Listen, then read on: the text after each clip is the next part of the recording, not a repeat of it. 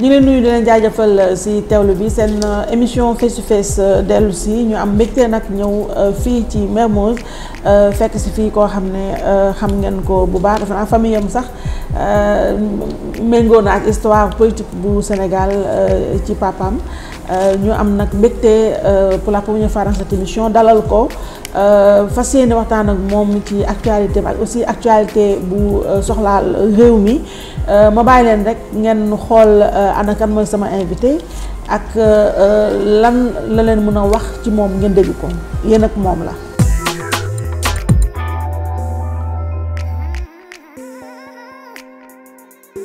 Donc Moustapha Mamba Guirassy maa ngi actuellement député à l'Assemblée nationale, président au parti SUD, nekk aussi ancien maire de Kédougou, nekk un ancien ministre, porte-parole du gouvernement et nekk actuellement candidat à la candidature en tout cas pour l'élection présidentielle bu 2019 bi. Suma profession may président directeur général bu IAM, Institut africain de management, moom lay liggéey di jàngale. waaw mën naa ne sama papa dugal na ma ci pas bi mu doon dund mais bi mu nelawee ma dellu Kédougou gis li mu def ak li mu seq ak waa Kédougou ma xam ni warul jeexee noonu te war naa góorgóorlu capital boobu ma sàmm ko xam ni tamit amel naa waa Kédougou. maa sax li ñuy wax 1,8 milliard xaw ma mën na ko sax ëpp mais loolu activité école bi la wante mën nga dem loolu des nag ay bor waaw mais activité bi effectivement je confirme mais man su ma bopp moom du ma milliardaire du ma millionnaire. julli moo la koy jox et lu am solo nag suma àdduna daal su ci suñu borom génnee bugguma àdduna bu mel noonu. sant yàlla su dee mandarga bu ndaw ko muy fi mais bi ci gën a am solo mooy mandarga bi nekk ci biir xol bi waaw. dara su dee wàllu koom-koom la dafa yàq suma alal ay risque la rek surtout ay pays yoo xam ne comme réew mi suñuy xeex politique dañ lay bëgg a xeex di la yàq donc je prends d'énormes risques wante réew mi ak dëgg jaral na ma ko parce que ay surtout am na ñoo xam ni kenn il faut mu am ñu leen di waxal te ñooñu laa bëgg bokk ñuy waxal ñoo xam ni bëgg nañu wax kon sentiment boobu man doy na ma daal comme fierté. Défaut bëgg excellence je suis jamais satisfait damay bëgg rek j'ai toujours l'impression que j'ai mal fait j'ai mal agi et loolu dafa diis parce que da ngay nekk toujours mais lii ci baax nag aussi défaut bu baax la parce que doo xuloo ci biti sa bopp ngay xulul toujours et là ça me permet donc de m'améliorer kooku daal défaut bu ma sonnal la mais en même temps am na li may jox quoi. bi ma gën a metti ci yi may dégg mooy daal ku la xamul di wax surtout li mu xamul daal man suñ ma ne politicien la rek mu mer te pourtant bon maa ngi koy def mais connotation bi moom may metti parce que nit na la teg fenkat wala teg la et cetera parce que bon généralement noonu la ñuy entaché donc politicien loolu metti na ma lool mais nag ñun politicien tamit xëy na ñoo ko def. voilà sama invité ni nga ko gisee mooy Moustapha Mamba Guirassy ancien ministre ancien maire bu Kédougou nekk tamit kii créé école bu mag bi di IAM foofu la ñu nekk nii sax d'ailleurs muy école de commerce bu mag nga xam ne ñu fa jaar bari nañu ci ay kàngam ci réew mi ak bitim réew ñu am mbégte nag mu dalal ñu fii monsieur le ministre ñu nuyu la jaajëfal la si dalal bi may fàttali nag ne député la à l'Assemblée nationale moo jiite aussi parti politique bi di Sud Sénégalais Unis pour le développement monsieur le ministre ginnaaw bañ la jaajëfalee si dalal bi ñu dalal ñu bàyyi la nga nuyu ak sénégalais yi lay seetaan. di sant yàlla bu baax a baax kontaan trop participer pour la première fois ci émission bi maa ngi lay tooñ sànq ne c'est une belle émission, une grande émission. Merci. Et c'est un grand honneur ma participer ci. mën a am occasion waxtaan ak suma mbokk sénégalais yi. wax leen commenter actualité. wax leen aussi fi ma taxaw. ak loo xam ni moom mooy suñu yëngatu. et pourquoi ñu yëngatu noonu. je pense que c'est une très belle occasion en tout cas merci beaucoup.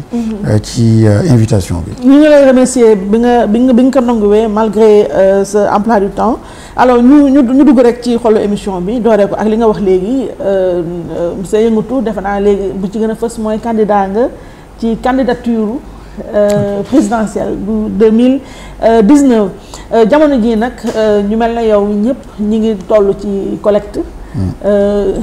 signature pour parrainage ñoom seen sa parti fan la ci toll.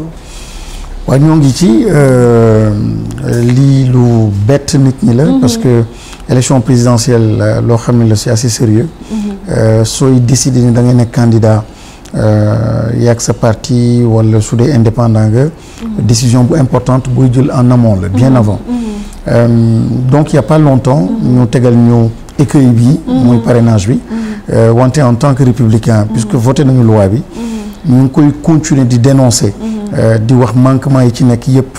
ak problème yoo xam ne am na ko. te ak surtout litige yoo xam ne nar nañ ko dund après les conflits.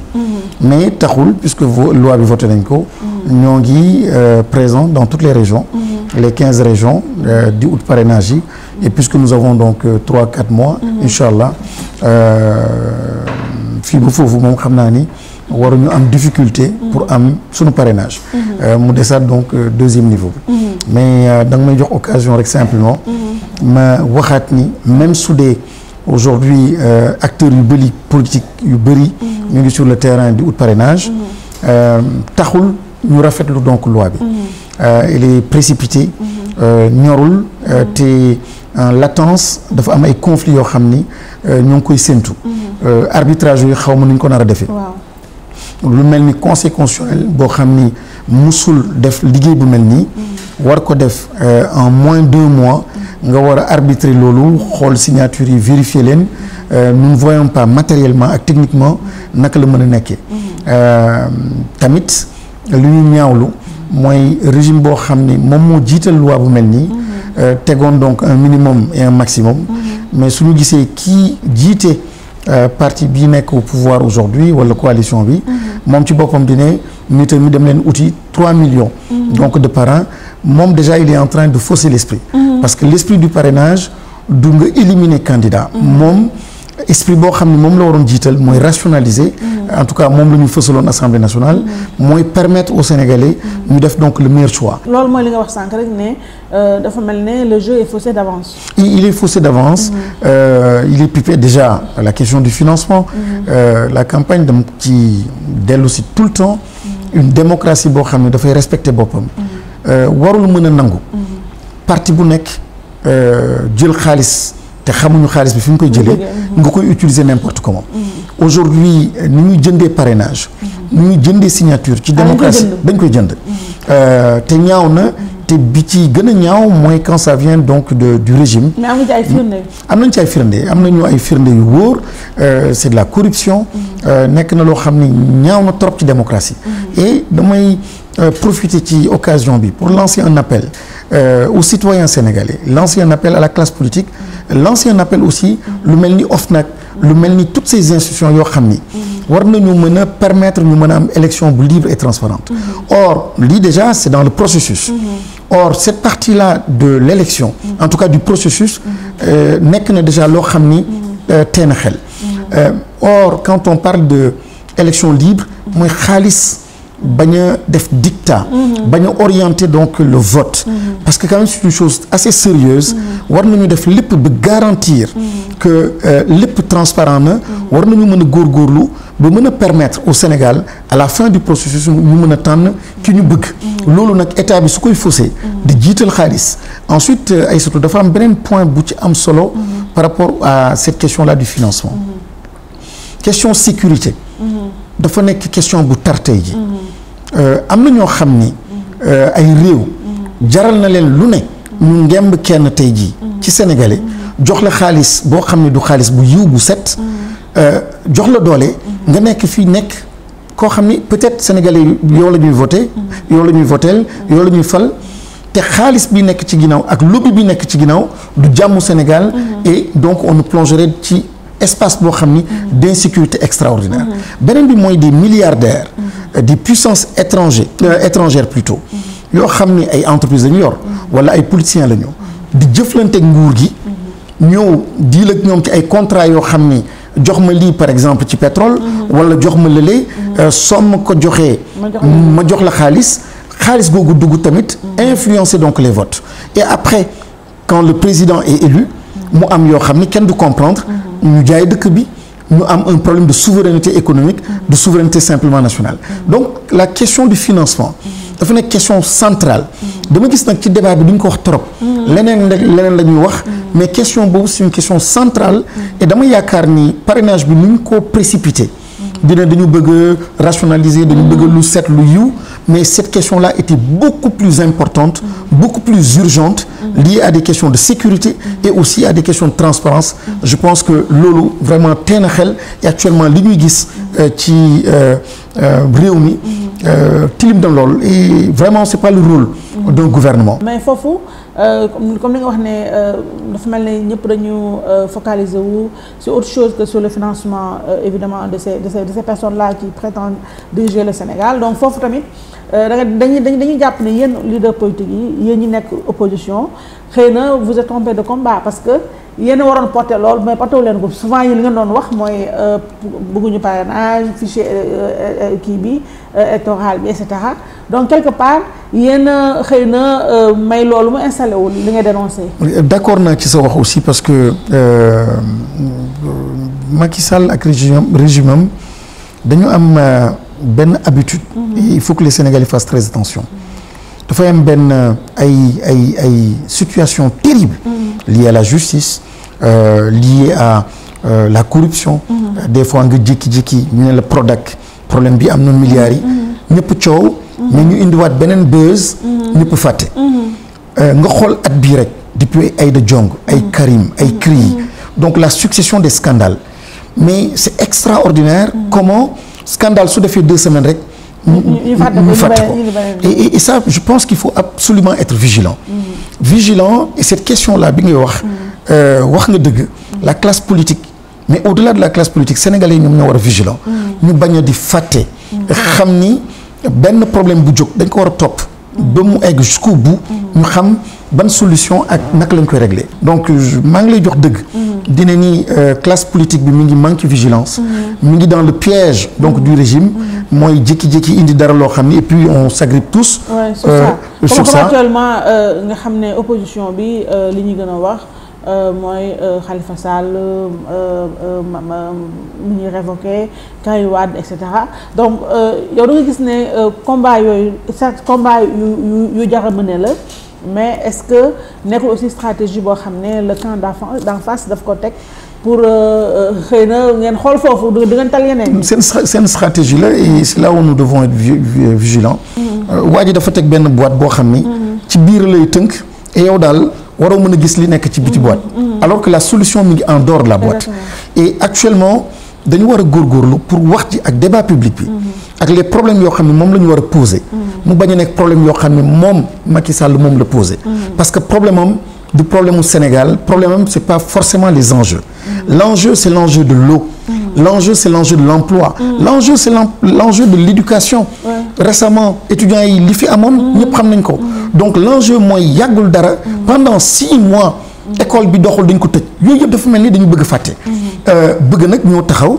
di wax simplement affaire parrainage mais affaire parrainage encore une fois warul tax.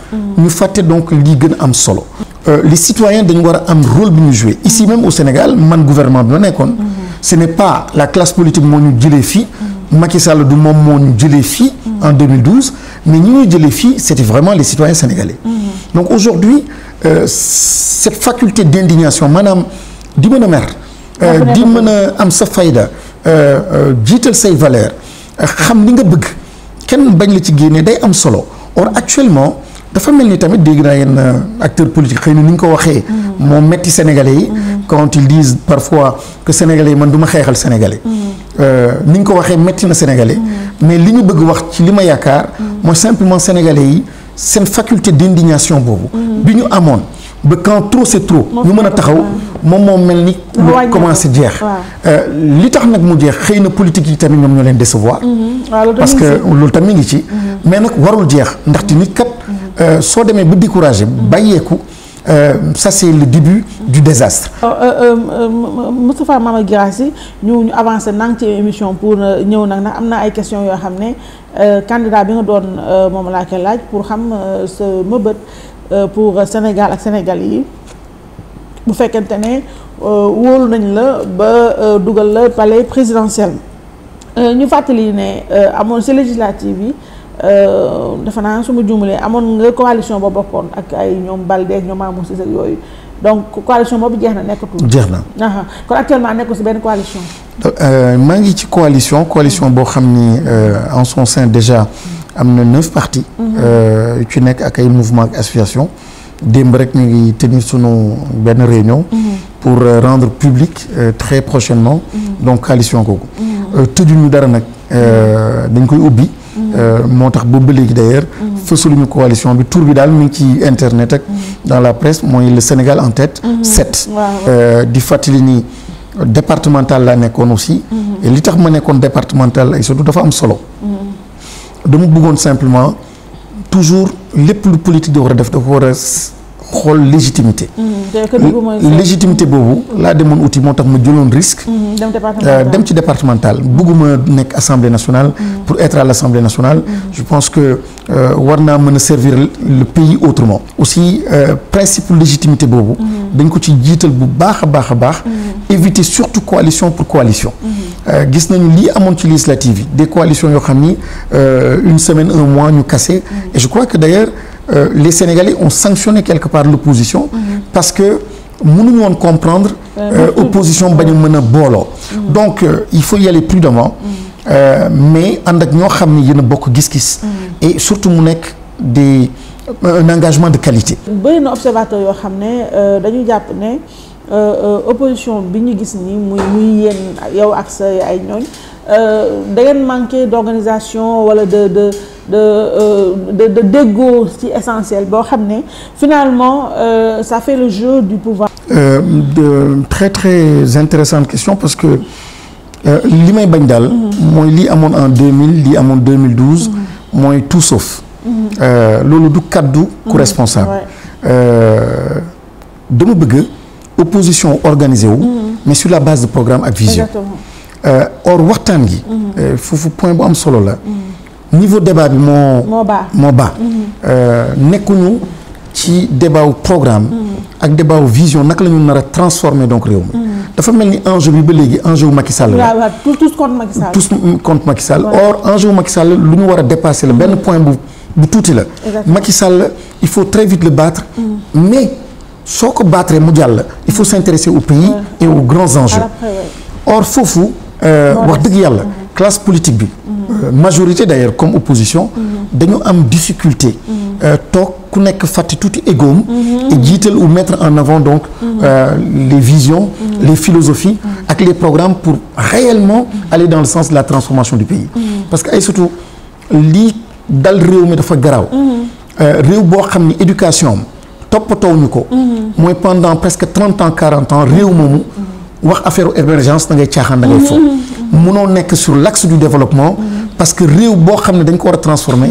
yaa ngi koy dooree ci gone yi mais su dee yow lépp ngistal la mooy arena la yow lépp ngistal la ay 57 kilomètres jël ay terres les vrais problèmes les vrais enjeux nga bàyyi ko nole loolu moom catastrophe la or nag ci santé moom ngay gis comme problème ci éducation moom ngay gis économie moom ngay gis nga gis question équité territoriale li am ci biir question même ndox naan ndox récemment on a vu ce qui s'est passé ici waxuma sax li am à l'intérieur donc du Sénégal donc yooyu yëpp nga bàyyi question fondamentale yooyu bëgg simplement mettre le focus sur une histoire de parrainage ou élection bi ou Macky Sall da nga nar a perdre en fait l'essence de la chose moo tax encore une fois il est bon que l'opposition, et je profite de l'occasion pour lancer appel boobu.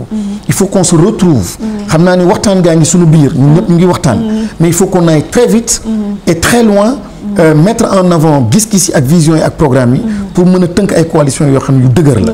parce que xam nga loolu ñu bëri nañ jàpp ne lu tax opposition bi mënul wax mënul déggoo ci kàddu wala genre bu ñu parler pas le même langage parce que profil yi ñoo bokkul. dafa mel ne link bi ak politiciens traditionnels yooyu ça a du mal à passer. waaw ku seetlu de sunu démarche ñun.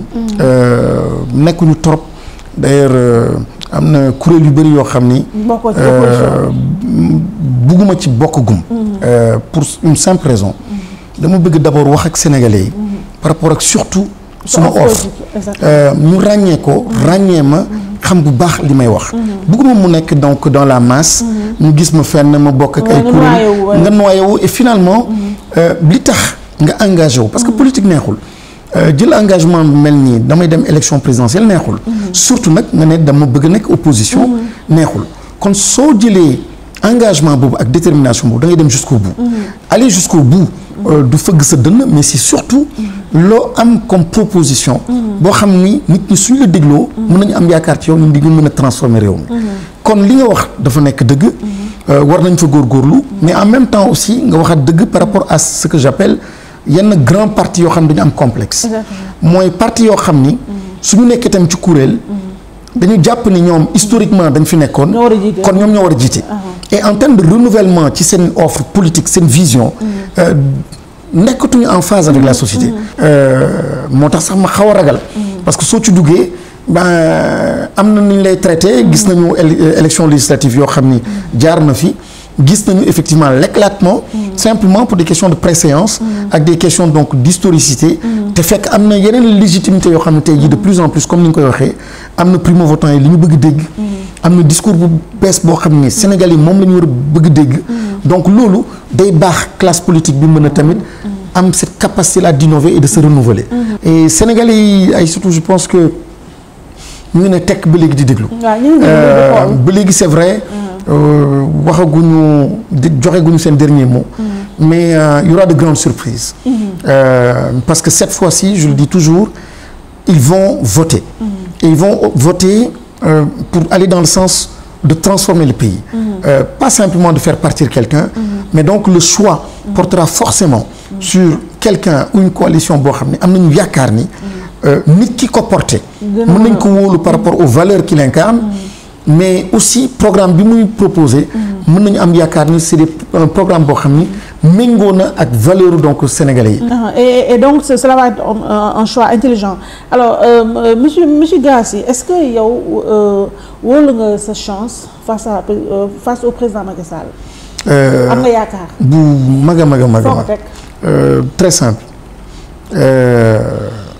mooy tey jii Macky Sall d'abord moom dafa perdre Sénégal déjà moom daanu na ba pare noo ko xamee ni ma ko xamee mooy sénégalais yoo xam ni sondage yi ngay def ñi ngay waxtaanal gox yi nga nekk di nga am sa sensibilité am sa yëg-yëg lii am ci scandale lii am ci problème dans les différents secteurs ak tey jii toutes les promesses yoo xam ni Macky Sall jëloon na ko et finalement fi ñu toll tey jii ci xolu sénégalais yi même ci biir partem ak Benno Bokk Yaakaar Macky Sall perdre na ba pare et je dis souvent je dis même su dee am na forcing boo xam ne dem na ba def ko jaay doole am xaalis imposé je dis dans l'estime ak dans la façon boo xam ne ak yaakaar joo xam ne amoon nañ ko déjà il a perdu par rapport à cela te un dirigeant un leader mooy nga mën a continuer incarner ce leadership là pas par la force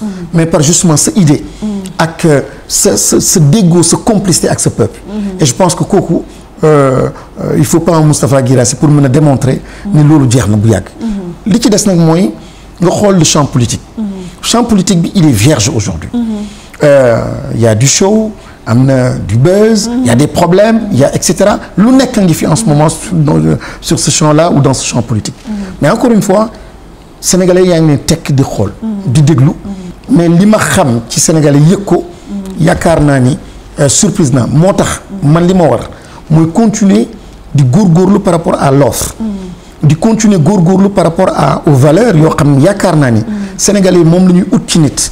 ma jëm ko incarner. xool aussi su ma passé. des 25 ans 30 ans. passé boo xam ne la mën nañ ko vérifier.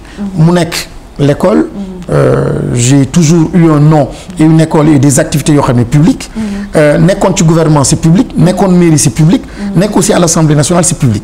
donc j'ai pas une vie boo xam ni war nañu mën a ne dafa jékki-jékki rek feeñ. donc on peut aller fouiller on peut regarder et cetera. donc sur ces 25 ans ou 30 ans. globalement on peut se faire une idée sur ma personne. et maintenant à partir de l'offre aussi on peut se faire une idée. pour dire kii kat mën nañ ko wóolu ou mën nañ ko bañ a wóolu. moo tax lii am ci yeneen dëkk en termes de surprise. il faut absolument s'attendre à cela au Sénégal et je dis par rapport aux candidats. qui devraient faire la surprise. j'espère fort bien donc faire partie de ce lot de candidats et de Sénégalais yoo xam ni war naa mën a am yaakaar ni war nañu mën a def surprise. alors ci offre politique boobu ci laa bëgg a ñëw poser la ay quelques questions yoo xam ne dama ko jukki ci rek li Sénégalais yi donc di xaar si suba ki leen war a jiite. gis nañu actuellement que candidats yu bëri ñi ngi présenter seen programme sous forme de livre def show bi ngay wax et cetera on voit ça ak ay meeting et cetera yow dafa goloo boobu. dafa ko mais le 20 incha allah. le 20 de ce mois. le 20 octobre. incha allah donc am na lu nuroog loolu. mais surtout par rapport à l'offre politique. Le programme lui-même. ci nga koy vulgariser. waaw les détails donc du programme ak surtout candidature bi gën ko fësal. parce que ñu bëri nee nañu am na ñoo xam nee nañu ba léegi waa candidat Guirassy est-ce que dina nekk candidat ba léegi. ma bëgg nag def loolu mu officiel. ñëpp xam ni effectivement Guirassy candidat la donc le 20 incha allah nañ ko def. mais ku mel na yow ak sa profil j'imagine que di ñu indi lu bees aussi bien dans la forme que dans le fond. si présentation boobu. ci présentation bi lu bees tàq. d'abord dans le fond mooy l'offre. dans la forme aussi. c'est de la communication c'est du marketing. te dañ koy jàngale. waaw te nañ góorgóorlu la def loo xam ne dina original. dina attractif et dina ñu mën a ràññee. kooku moom incha allah le 20 moom.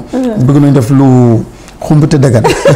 donc on sera au premier loge alors donc mu ñëw si man li may xaar si man nag ak yenn Sénégal li ñuy xaar si sunu futur président donc su ma duggee ci emploi des jeunes dama koy wax ak yow nga xam ne éducation wax nga ko léegi lu am solo la si yow te lu am solo la si réew effectivement fi ñu nekk nii di temple bi boo xoolee ne xale yi actuellement parce que ñi ngi chômage ñi ngi delluwaat ci mbëkk mi ak yu mel noonu parce que amuñu métier te pour nga am métier il faut une formation donc yow lan ngay proposer bés bu ñu la falee pour résoudre wala complètement annihiler problème boobu. benn bi mooy jàng. jàng bi ngay repenser. réforme baccalauréat. bac dama ko tuddee arme de destruction massive de la jeunesse. pourquoi. ku amul bac. sa parents yi ñoo lay njëkk jéppi. société bi jéppi la. état bi nag bii muusul dara. surtout gouvernement yi ñu am. ñoom trouvé guñu passerelle. ak solution. xam ni doomu aadama xëy na su amul bac mais am na njëriñ. feneen ak feneen. bac France ko créé. wante Allemagne amul bac. Canada amul bac États-Unis amul bac. donc loolu réforme du baccalauréat. nga jëlaat tamit xale yi. 3 ans dama bëgg a indi. préscolaire Ablaye Wade idée bi mu amoon sur la case des tout petits. comprendre ñu ko une économie qui se transforme et un pays. boo xam ne da nga ko bëgg transformer da ngay commencer à 3 ans. gis nga France at année bii. génn nañu benn livre boo xam ni. tous à poil lañ ko tuddee. di ko jox xale yoo xam ne at maternelle. jàngal leen ni góor du góor jigéen du jigéen. góor société bi mooy tax mu nekk góor jigéen tamit et cetera. pour petit à petit. yar seeni doom. ñu tolérer homosexuel wala et cetera. kon ku bëgg a transformer sa réew. ci xale yi la. donc idée boobu. ramener maintenant contrat état bi avec le peuple sénégalais. mu bañ a nekk 10 ans yoo xam ni moom la état bi wax ak loi bi wax. te 10 ans yooyu récemment les indicateurs montrent que egguñu sax 10 ans. on est à 3,7 années. donc sur 10 ans yoo xam ne war nga ko garantir xale au Sénégal on est autour de 3 ans yoo xam ni tout le reste dañu décroché donc un gaspillage extraordinaire moi je voudrais ramener donc tout cela au niveau du préscolaire donc on commence à partir de 3 ans nga dugal foofu bilinguisme xale soo bëggee mu wex ci wàllu science wàllu technique et ëllëgam ci université mu nekk kenn koo xam dafa xarañ da nga koy commencer jàngal lépp ci langue maternelle bilinguisme donc ci maternelle moom mooy mu jàng tubaab mais en même temps di jàng mathématique ak lépp ci langam xale boobu soo ko yaree nga jar ko diine bi tamit dugg mooy l'enseignement religieux mu dugg à ce niveau là tu es sûr en fait que yaa ngi transformé et petit à petit yaa ngi dem di jox à ta nation capital humain boo xam ne moom moo war a porter donc le développement naturellement il y a lépp loo xam ne science et technologie lépp loo xam ne ay intelligence artificielle yooyu yëpp day dugg mais damay tënk rek parce que xam naa temps bi may ñu ko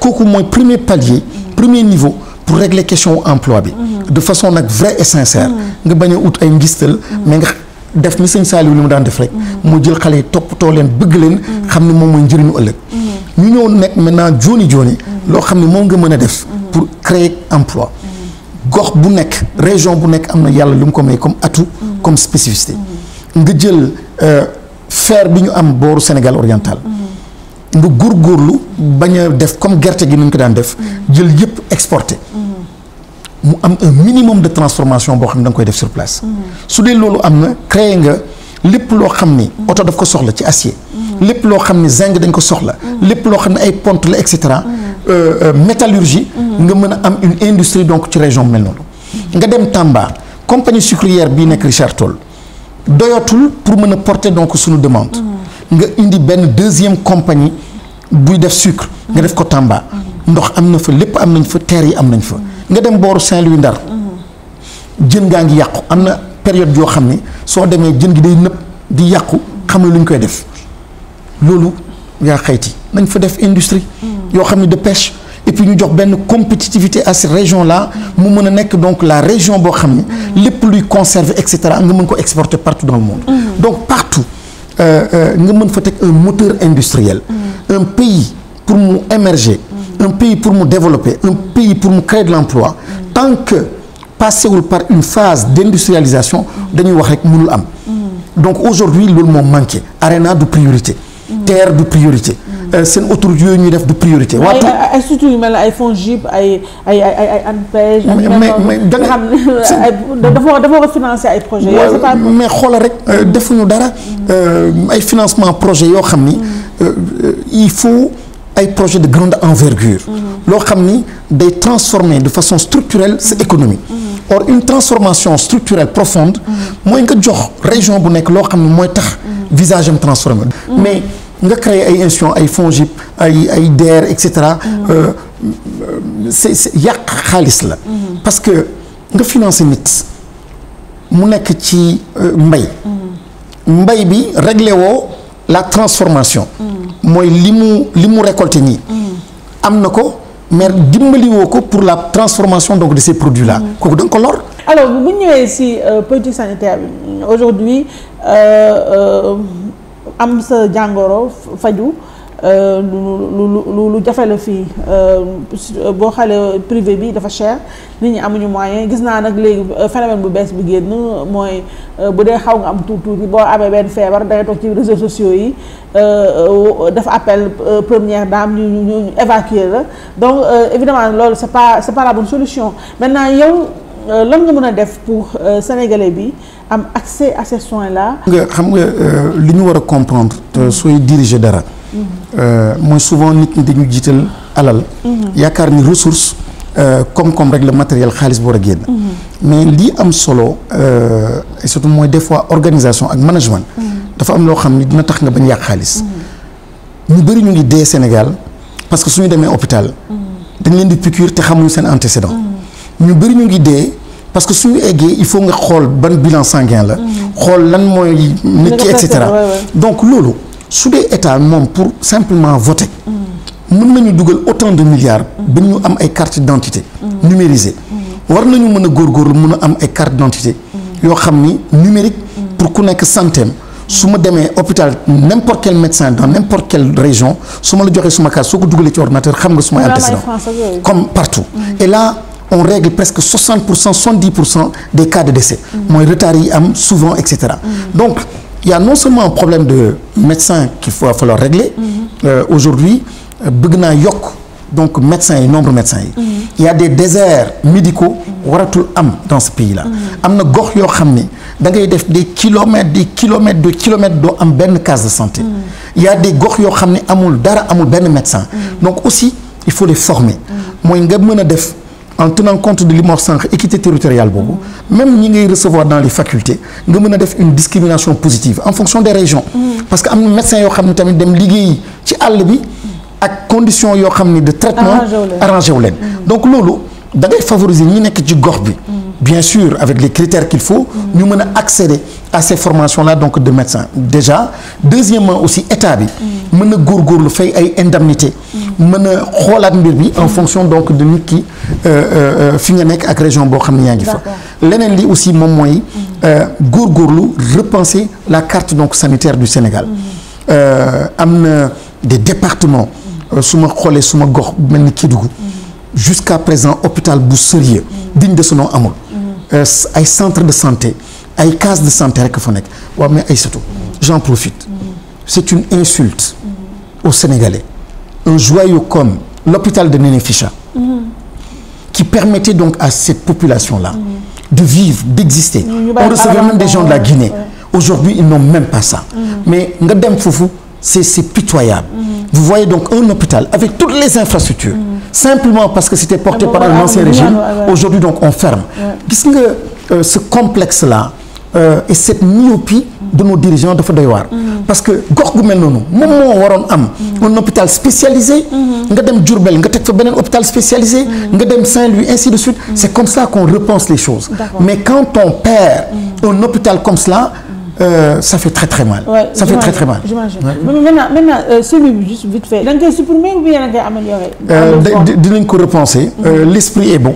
mais wante nga amel nit ñi bor.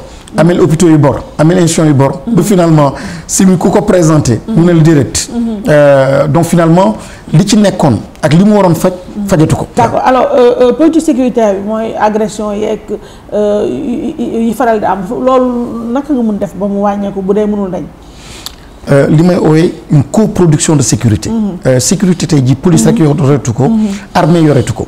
sécurité bi ngay gis tey jii c'est culturel. à tous les niveaux. surtout nag ci wàllu diine gi. lu bëri fa lay jaar pour indi ay musiba yoo xam ne doy na waar yàlla ñu ci yàlla musal au Sénégal. moo tax il faut une coproduction de sécurité benn complice même confrères yoo xam ne am nañ ko fii chance au Sénégal la. dafay baax nga animer ak ñooñu ay séminaires sur la géopolitique. ñu comprendre un peu ce qui se passe nga impliquer leen dans la coproduction de sécurité. D'accord. Et mettre aussi en place un système d'intelligence économique. parce que sécurité bi lu bëri fa lay jaar. nit yu bëri nañ leen rey ci lekk. nañ leen rey ci ay lu bëri daal donc système d'intelligence économique amuñu temps moo tax. bonne gouvernance naka ngay def pour renforcer ko. bi ci njëkk daal am na loo xam ni am na loi yoo xam ne moom lay njëkk jël. am na ministère yoo xam ni jamais plus jamais dinañu def politique. ministère des finances. waratul def politique. warul am temps politique su defee politique ak administration mu politiser ko. mooy Sénégal dootul liggéeyati. ministère de la justice. interdiction formelle muy def politique. ministère de l'intérieur warul def politique. D'accord. loolu benn point la beneen point bi mooy naturellement assemblée nationale raw gàddu gi waratul nekk. cour constitutionnelle war nañ ko indi conseil constitutionnel baaxul. mais li ci gën a important. IGF warul nekk. sous la tutelle donc du ministère des finances. lu mel ni IGE dama ko bëgg génne présidence de la République. mu nekk ay corps yoo xam ni dañuy mën a dogal de façon indépendante autonome. mu bañ a nekk un président. lu la neex nga def lu neex nga téye et cetera. réew yu Sénégal ak Afrique souvent. li ñuy casse toujours mooy droit politique. droit civil yeeg et cetera. mais les droits économiques. mooy le droit à l'eau potable. le droit à la santé. le droit au logement le droit à l'éducation. dañu bëgg suñ ko codifier ba pare. su dee état bi défaillant na foofu. citoyen mën a am possibilité donc attaquer ko en justice. mu bañ a nekk donc ay wax rek. mais ñu mën a jox aussi des outils et des armes comme dans les grandes démocraties. à nos concitoyens ñu mën a défendre seen bopp parce que dafa yomb trop. nga mën a xoqatal nit. assoiffé ko pendant des années et tu priorises donc d'autres investissements. Il faut donner une arme donc aux citoyens pour mën a défendre et la seule façon mooy rendre donc ces droits à la justiciable. loolu moom c'est pas mal alors ba tey ci bonne gouvernance bi sunu ressources naturelles yi yu bees ñu découvrir naka nga mën a def ba mën ko gérer est-ce qu'il n'est pas temps ñu am ay filières yoo xam ne filière de formation yoo xam ne ci métier hydrocarbures. Je suis d'accord mais débat bi encore une fois bu ñu ko occulter parce que le vrai débat mooy avec lii lan la ñu nar a def ak fan la ñu nar a jëm. or question boobu ci gaawantu rek parce que yaa ngi ma teg pression. mooy bugguma Sénégal nekk koo xam ne day exporter pétrole. il faut que mu exiger un minimum de transformation fii sur place. D'accord. mooy ñu dugg ci ay industrie boo xam ne comme industrie pétrochimie. kon loolu day baax ñu fësal ko et à partir de là maintenant naturellement ñu am ay filières ak un capital humain boo xam ne mën na porter loolu.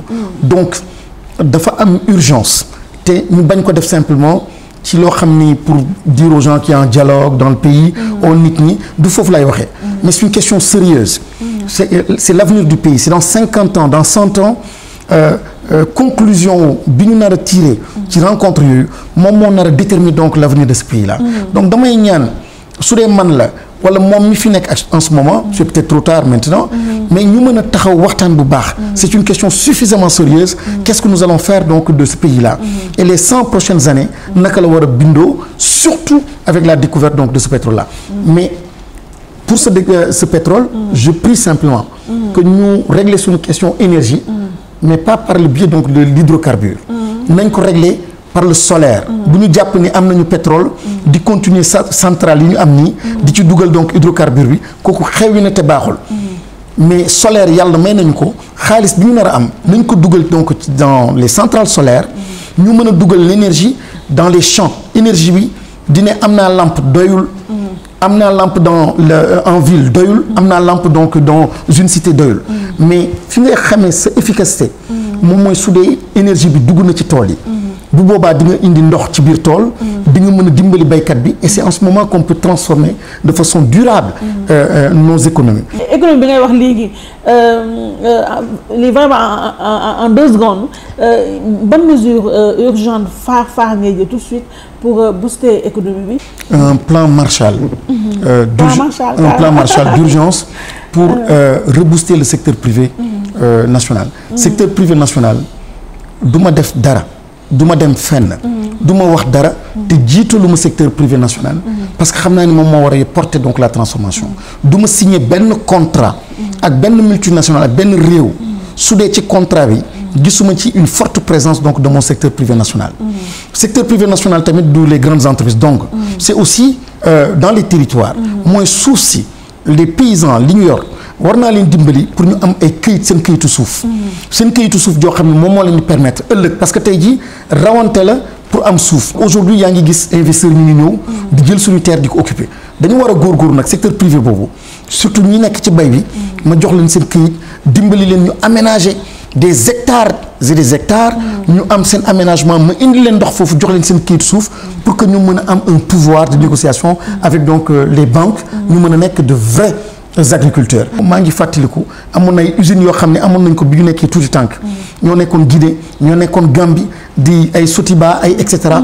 aujourd'hui prestige boobu dañ ko perdre et je veux donc une reconquête redevenir donc un conquérant dans la sous-région c'est possible et dans le monde. D'accord alors ñu jeexalee sur cette question là ak institution yi actuellement bi ci gën a fës parce que dañ koy ŋàññ muy justice naka nga mën a def pour garantir indépendance de la justice ak aussi njiitu réew mi bañati présider wala boog mu siège ci conseil supérieur de la magistrature.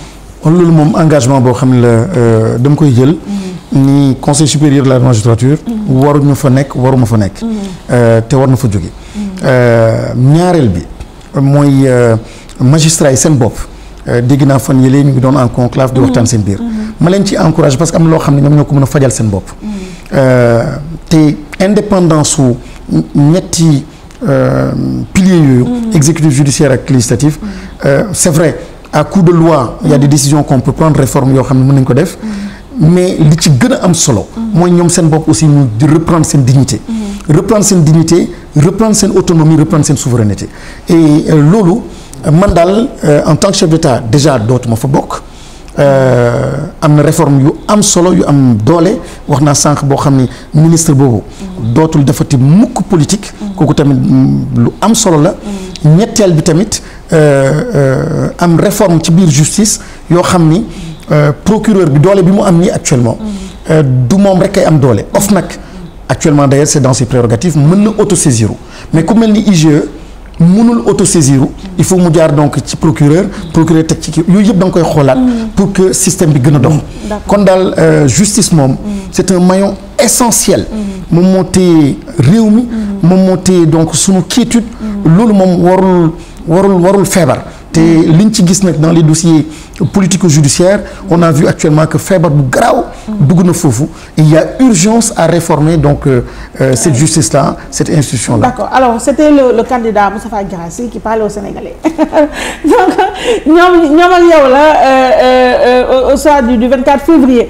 donc ñu jeexale émission bi ak ñaari questions yoo xam qui n'ont absolument rien à voir avec ça muy déggoon nañ la nga wax dafa naa matérialiser nga wax ne sa salaire de député da nga koy delloowaat population Kédougou à travers benn fondation boo créé tuddee ko sa papa muy fondation Mamba Guirassy pour l'entrepreneuriat et gis naa ba may préparer émission bi que effectivement financé nga 21 porteurs de projets ci région bi pour une somme de 8,8 millions c'est bien cela. C'est bien cela. Voilà léegi est-ce que loolu manière la pour yow nga rendre hommage sa papa ou pas. waaw rendre hommage sama papa. et xam ni tamit dama mës a gëm entrepreneuriat. et jigéen ñi soxla ko foofu gox googu. jeunes yi et la meilleure façon mooy ma def li may def nii. pour donner un signal très fort. aussi politiquement woon suma population. ni li tax ma nekkoon départemental nekk député. du salaire bu ma fa doon ut. mais dafa am loo xam ni di ko xeex pour askan boobu ak askanu Sénégal. moo ma gën a itteel que salaire boo xam ne dañ ma ko ci jox. soxla naa ko nag parce que xaalis moom ñoo ko bëgg. non soxla woo parce que milliardaire nga. on va y revenir. mais soxla benn million bu ñu lay fay moom day woo soxla naa bu baax suma fournisseur yaa ngi may dégg. dégg naa sax keroog quelqu'un bu jege président Macky Sall. bi may mu ne dama amee salaire et cetera. ma ne kooku moom xam naa dafa xamul sax lan mooy entreprise. su ko xamoon xëy na mu comprendre ni dafa am passif ak. actif donc loolu moom c'est le fonctionnement normal des choses kon dama ko def pour jàppale suma gox dama ko def par reconnaissance à ces populations là et dama ko def aussi parce que dama gëm ni nit daal da nga koy soo koy jàppale ko mu garder dignité am bul ko xoxotal di ko et cetera voilà. Je suis d'accord alors toute dernière question de cette émission mooy sa papa justement ku dignitaire bu mag la woon feu Mamba Guirassy ci parti socialiste waaye su ma juumalee àggul woon ci créer parti politique am comme yow te deful woon tamit comme yow bëgg nekk président de la République du Sénégal yow nag ñaar yooyu def nga ko muy créer nga sa parti politique bëgg nga aussi Sénégalais bu ñu la wóoloo ñu fal la est-ce que ni ñuy waxee ci olof ne waajur rek mooy bëgg kenn rek raw ko muy doomam est-ce que am nga impression que mottali nga xaw ma nu ñu ko waxee ci olof français laa ko bëggee donc je sais pas enfin je veux dire l'idée est-ce que am nga impression que actes yi nga posé ci politique nga xam ne quelque part dépassé na actes yi sa papa posé woon que yaa ngi perpétuer quelque part son héritage et que fi mu nekk dina am fierté ci yow parce que peut-être def nga loo xam ne il n'avait pas eu l'occasion il n'y avait pas pensé pour le faire. maa ngi sant yàlla déjà ci parcours bi ak le fait que capital boo xam ne politique sama papa am ko. yàlla dimbali ma nekk fa revivre ko toppatoo ko. sant yàlla bu baax et li ma yàlla may dans l'histoire politique du Sénégal rare na. sa papa faatu quelques années même pas moins de 5 ans yow tamit. nga toppaat et cetera et de façon propre et légitime. du ku ma pistonné parce que moom sax nekku fi yoon. donc sant yàlla bu baax. le fait que mu remonter pente bi. et reconquérir donc cette légitimité là. mais tey jii dafa am benn maillot bu may sol dama koy wax suma mbokku Kédougou yi. ñoom musuñu am doomu Kédougou boo xam ne nekk na candidat à l'élection présidentielle. loolu man fierté la tamit. ma bëgg dimbali cette région-là. par l'exemplarité en disant tiens il suffit simplement de vouloir et d'être ambitieux. ngeen xam ni on est de la région de Kédougou ou du Sénégal oriental. wante tamit on est des Sénégalais. et on peut être porteur d'une vision boo xam ni mën na am njëriñ pour le Sénégal. donc envie boobu ak ambition boobu ak ouverture bi ngay jox. sa xale yi nekk sa région xam la village yi nga jógee xam ki nga doon mënoon la xeeb wala mënoon xeeb seen bopp tey jii ñu mën a am benn fierté simplement d'être sénégalais simplement parce qu'ils voient un cousin un frère un fils à eux être dans le combat au niveau national. Ça me donne beaucoup de fierté et ça c'est surtout ça qui me fait de la fierté en espérant que ça pourra les inspirer. Après moi, dans 10 ans, dans 20 ans, mu nekk un départ quoi, en tout cas, inchallah.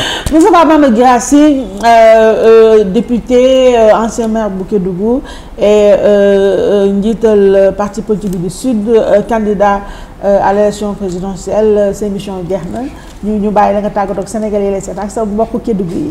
mais dafa gaaw lool émission bi maa ngi sant bu baax di sant bu baax. di sant nag kilifa diine yi.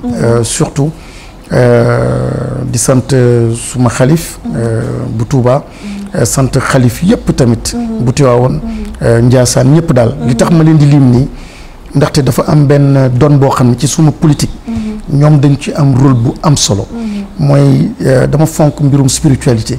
waxuma waxu diine parce que ku nekk ak diineem. mais tey jii fii Sénégal toll. dafay baax trop ñu moraliser. ñu dugal seen loxo. ci philosophie ak gis-gis ñu tabaxee doomu aadama. mais erreur boo xam ni colon bi indi na ko fi. ñu installé ci ba léegi. maanaam di tabax doomu aadama bëgg bàyyi loo xam ne mooy sa ngëm-ngëm. def naa erreur moo tax ma leen di nuyu bu baax. leen sant bu baax di nuyu sama mbokk Kédougou. yoo xam ne légitimité politique. ñoom ñoo ma ko jox. ñoo ko joxoon suma waajur ju góor te ñoom ñoo continuer dama ko jox. di nuyu nag suma militant yëpp.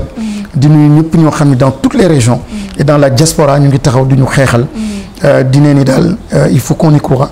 qu'on reste engagé et déterminé. dëgg rek mooy mujj. te yàlla rek mooy fal. nañu jiital suñu programme. boo xam ne mu nekk yéene gu set wecc. pour Sénégal pour ñu transformer ko. je suis certain que programme bi incha allah dina am impact dans ce pays là.